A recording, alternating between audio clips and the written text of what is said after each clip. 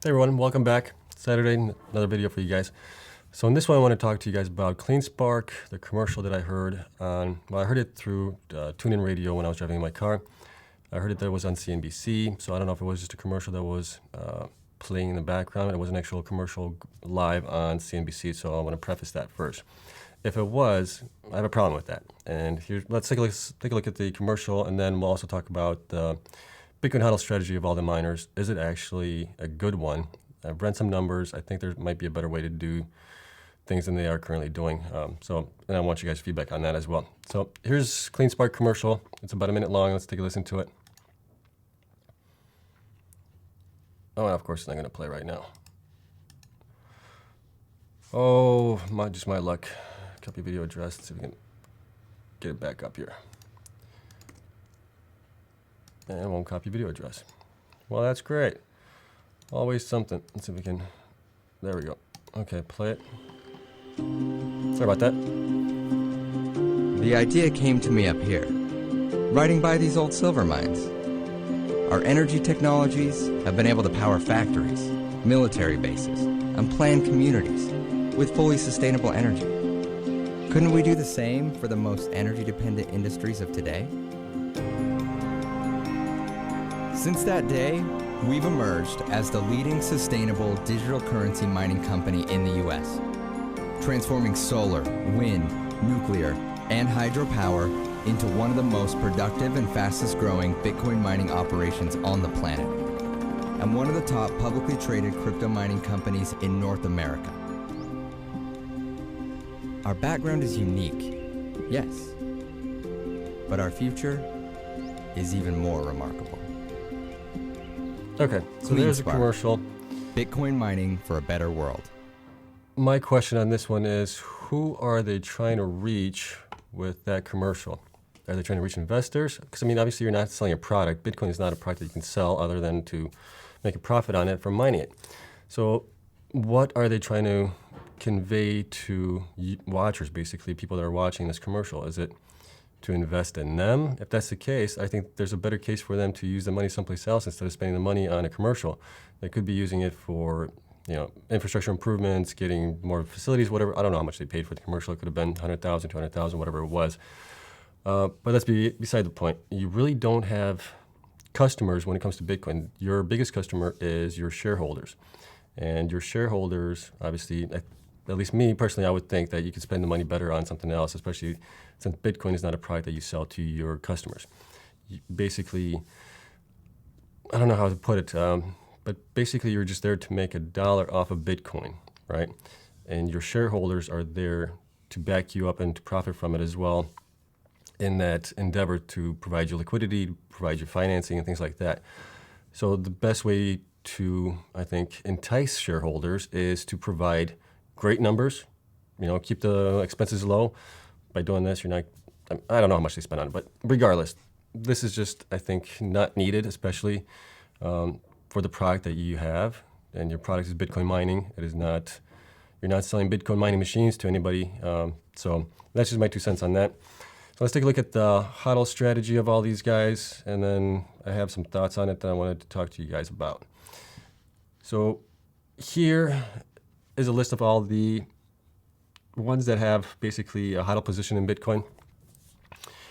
And these are the most recent reports that we have for them. Here are the numbers. We're not going to go through them all. You can take a look at them here, how they stand. But here's just a quick rundown of their value at 69,000 when Bitcoin was at 69,000 and at the current value of 47,170. So you can see that they had a HODL value loss, basically. Bitfarms lost basically almost 65 million from their HODL position. Hive lost 34 million. Hut 8 lost 114 million. Marathon 166 million. Riot 97 million. Argo 50 million. Digihost 12 million, 12.4. And Cleanspark lost 18.5 million in their HODL position. So I was just kind of toying with the idea, what if they actually sold a portion of their Bitcoin at some peaks or just at normal intervals, 25% for the month, keep the 75% to HODL basically.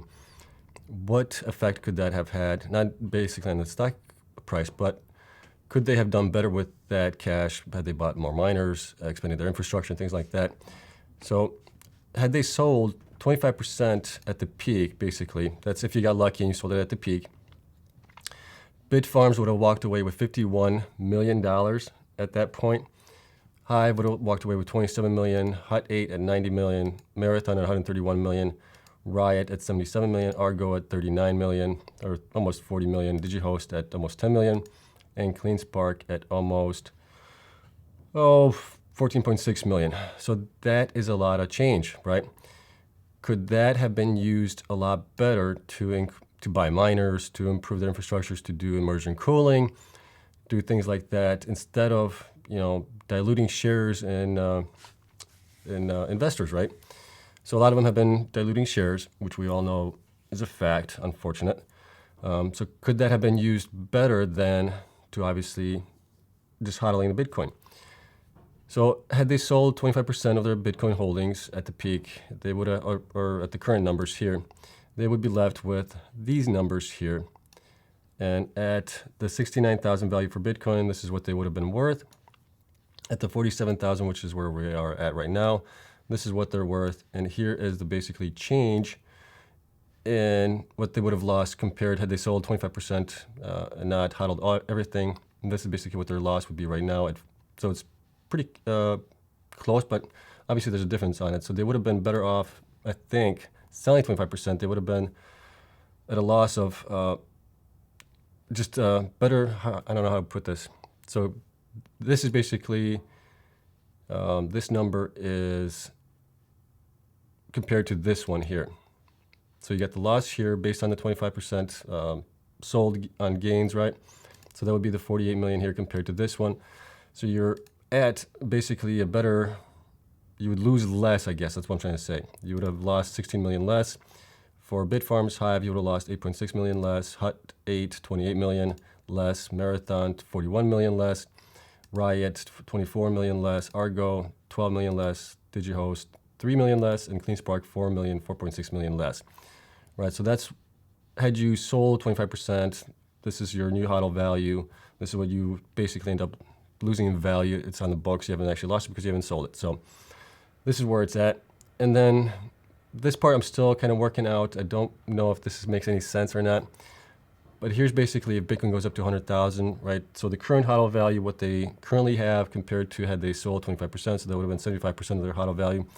Here are the numbers on this. And here's 75% of, if they sold 25%, they have 75% left. The difference is obviously, so this is P minus O. So this is this minus that, you're looking at a loss of 74 compared to a loss here of, where was it? Here of 64 at the current price without the, so not much of a difference there. You're looking basically a loss difference of 6 or 9 million had Bitcoin reached up 100,000 and then so on. But the real thing that I want to talk to you guys about is obviously had they sold the 25% of their HODL position, these numbers down here, this is where it gets kind of interesting. They could have purchased this amount of miners with that at, I'm going with $10,000 basically per miner on these. So if we look at the numbers here, Bitfarms would have been able to purchase about 5,128 more of the latest and greatest Antminer S19 XPs. I'm guessing they're at 10,000, could be obviously higher priced, or at least the S19 Pros, the S19J Pros. And currently they're mining at 3242 per day per miner. That would have gave them for 30 days in a month roughly $5 million extra income. And for 3 months, that would have given them almost 15 million, right? So for Hive, that would have represented another 2,732 miners, total 3-month income increase of almost 8 million. Hut 8 could have bought 9,000 miners. That would have represented 26 million more in income for the 3 months. Marathon could have bought another 13,000, which would have represented another 38.5 million. Riot could have bought 7,700 more. They could have done these immersion cooling, gotten an even better return on investment. Looking at 22, that if they increase it by 25%, you're looking at another 30 million for them on this. So Argo, same thing, 3,996 more miners they could have bought, for 11.6 million more for 3 months. Digihost could have bought almost 1,000, so you're looking at another almost 3 million more per month. And Cleanspark could have bought another almost 1,500 for another 5 million. So there's obviously an opportunity cost with everything. You do hodl quite a bit, but you're also just having that be, how can I put it? It's just lazy money. It's not doing anything for you. You're waiting for it to appreciate, which is not doing right now. Obviously, in time, it will appreciate. We don't know when Bitcoin's going to reach 100,000. Could be within a month, could be within 3 months, could be within 6 months, could be within 2 years. We just don't know. So during that whole time, that money could have been, I think, used a little bit better. I think they could have used it like a 75% strategy, 25% used for expenditure, not expenditure, but improvements and growing the company out, getting more miners, getting more buildings, getting more power installed, everything else. I think that would have yielded a lot better than just HODL strategy, because the money's just sitting there and you're basically just hoping the Bitcoin goes down, when during that whole time, whether it's the 3 months, 6 months that it takes for Bitcoin to reach 100,000, you could be using that money and installing miners and making money on it. And that's just my 2 cents on it. I would like to know what you guys think on this, whether the company should do this or not, but I think this would be a better strategy than just hodling it. Anyways, if they want to hodl, they're nowhere near anyways where like MicroStrategy has over 120,000 Bitcoin. These guys combined only have 25,000, so that's what, 1/4 of what, roughly one fourth of what MicroStrategy holds right now. So it just doesn't make any sense to me on that. If anything, what they should be doing, if they don't want to sell it on the market, maybe sell it to MicroStrategy, sell the 25% to him directly. Forget the middleman, just sell it to MicroStrategy, have him hodl it for you, and you get the cash on it, and you don't have to pay the fees for the brokers or anything else like that. You get even more cash on it. So there's my 2 cents on it. Let me know what you guys think, or if you guys have better ideas how this could possibly work. I'm just, running things through my head here, trying to figure out what is the best way possibly. Obviously, had they done 50%, well, you could have gotten a lot more miners for it and done a lot more. So I think companies that are not in here like Mawson, I think Mawson pretty much sells all of their Bitcoin holdings, I think are going to do okay. It's still up in the air. I don't know. I would like to see like a mixed strategy, 25-50% selling, 25-50% holding, or 75-50% hodl. So let me know what you guys think. A lot of numbers, a lot of everything. Kind of interesting though to take a look at it though. So that's all I got for you guys. Have a great day. Let me know down in the comments what you thought of it.